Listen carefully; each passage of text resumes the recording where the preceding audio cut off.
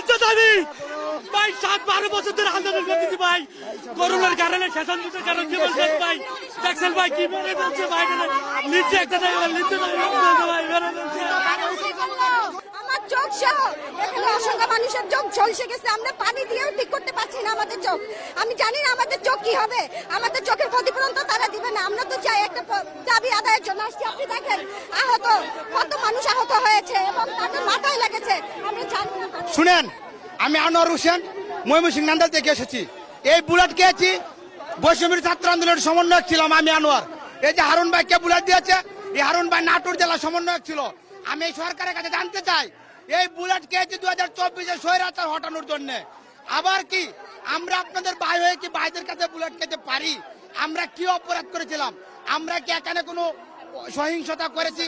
আমরা অহিংসভাবে ডক্টর ইউনূস স্যারের কাছে আমরা এসেছি আমাদের দাবিটা বাস্তবায়ন করার জন্য। এখানে আমরা কেউ ব্যারিকেড সৃষ্টি করতে আসেনি। কেন আমাদের উপর এই বুলেট দিয়েছে?